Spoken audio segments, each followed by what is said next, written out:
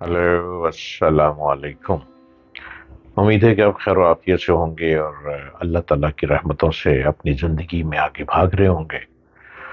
रिज़्क कमाने के लिए दिन रात हक हलाल की मेहनत कर रहे होंगे।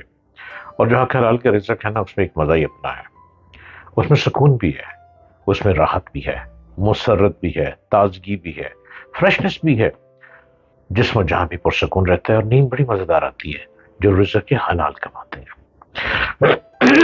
और रिज़्क तो हर शख्स को मिल ही जाता है, क्योंकि रिज़्क का तो मेरे अल्लाह ने वादा कर दिया ना कि रिज़्क तो हर एक के दरवाजे तक पहुंचेगा, चाहे किसी भी तरह से पहुंचे। चाहे लंगर के ही अंदाज में आ जाए कि आज आपको लंगर खिलाया जा रहा है, वो भी रिज़्क का हिस्सा है। तो रिज़्क तो पहुंच जाता है। अब उसको बढ़ाना है, तरक्की की तरफ लिए जाना है, इतनी तरक्की करनी है कि आप दूसरों के भी काम आए। तो उसके लिए आपने बहुत अपनी सोच के जरिए अपने रास्ते बनाने हैं। आप देख रहे हैं यूट्यूब चैनल डॉक्टर जलील असलम ऑफिशियल, और मैं आपके साथ नई नई बातें लिए आता हूं। मेरा मकसद मोटिवेशन तो है ही, लेकिन मोटिवेशन के साथ साथ मैं आपको जिंदगी के राज भी बता देता हूं। मैं आपको जिंदगी गुजारने के सलूक और असलूब की तरफ भी लिए चलता हूं। और मैं कहीं ना कहीं रूहानी सूफीज़्म का टच भी देता हूं कि सूफीज़्म और रूहानियत भी हमारे साथ साथ है। वो हमसे दूर नहीं है, वो हमारे पैरेलल काम कर रही है, वो हमको साथ लिए चलती है। तो तभी तो जिंदगी में सुकून आ जाता है। सूफीज़्म किसी भी रंग में है, आप हर अंदाज में सूफीज़्म को पा रहे हैं। इनहेल कर रहे हैं, एक्सेल कर रहे हैं, वो आपकी बॉडी में ट्रांसफर हुई चली जा रही है। ये एक इलेक्ट्रिक पावर की तरह है सूफीज़्म। ये मैग्नेट है। मैग्नेट किसी भी ऐसे शख्स से गुजर जाएं, मिल जाएं, हाथ मिला लें, उसे क्रॉस कर जाएं, जिसके अंदर जिक्र इलाही की मेडिटेशन भरपूर भरी होगी, तो उसकी वेव्स आप तक ट्रांसफर होंगी, आप उसको कैच करेंगे और यूं आपके मन में वो उतरता चला जाएगा, जिक्र दूसरे का भी।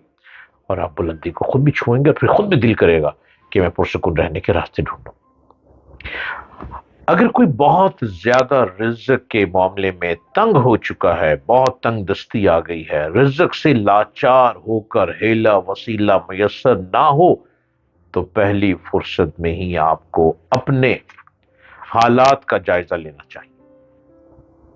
हालात का जायजा लेकर तमाम वो बुरी बातें जो खिलाफ शरा खुद में आप पाएं, उसको दूर कर दें।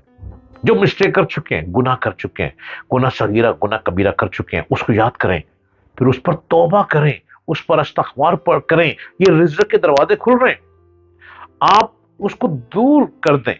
दिल में परेशानी इख्तियार करते हुए नमाज रोजे पर पाबंद हो जाए और चलते फिरते वजू बेवजू इस्तग़फ़ार को जबान पर जारी रखें। जब दिलो दिमाग में कुछ सुकून पैदा होना शुरू हो जाए, तो रात को बिस्तर पर ही वजू बेवजू खा किसी हालत में हो, खुदा की तरफ रुजू करते हुए अस्तगफिरुल्लाह रब्बी मिन कुल्ले ज़ंबि व आतुबु इलैहि 100 मर्तबा पढ़ें। लेकिन हर लफ्ज पर ख्याल कायम रखें कि मैं खुदावंदे आलम के हजूर में जबान से इकरार करता हूं कि मैं गुनाहों से बाज आया। अब तू ही मुझे आफतों से नजात दे। तेरे दर के तेरे दर के मेरा कोई हामी है ना मददगार। दिल को यकीन और तस्कीन दे दें कि आज मेरा रब मेरी फरियाद को सुन रहा है, मैं वाकई खुदा के सामने हूं। ये ख्यालात दिल और दिमाग में जगह पा जाएं, पढ़कर सो जाएं।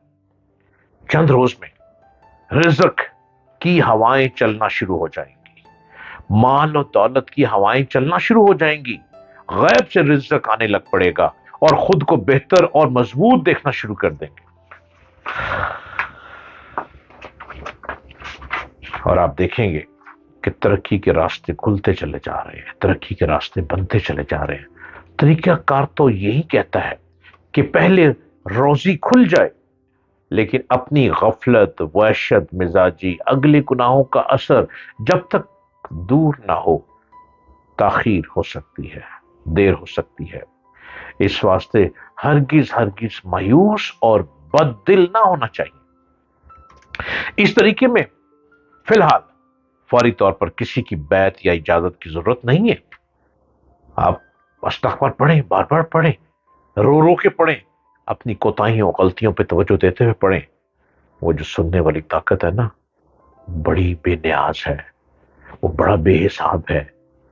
جس روز سے ذکر شروع کریں، چند باتوں کا خیال ضرور رکھیں۔ کسی سے اپنا دکھ درد ظاہر نہ کریں، نہ مانگتا پھریں، مانگتے بھی نہ پھریں، کسی سے مانگتے نہ پھریں۔ صرف اپنی ذات کو خدا کا مہمان تصور قائم کر کے جس کا مہمان ہوں اس کو خود فکر ہے میری، یہ تصور کریں۔ ملازم پیشہ کے لیے عام دشواری ہے کہ نوکری قید غلامی کا دوسرا نام ہے۔ اس میں کامیابی بہت مشکل سے ہوتی ہے۔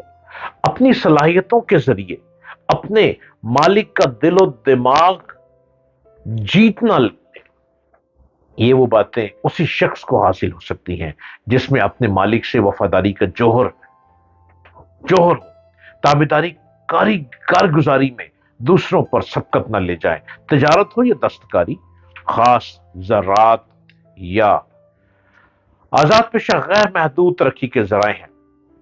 اگر اصولی طور پر کام جاری رہے تو روزی کشادہ رہتی ہے، بہت بڑھ جاتی ہے۔ کوئی ہیلا معاش ضرور قائم رکھیں۔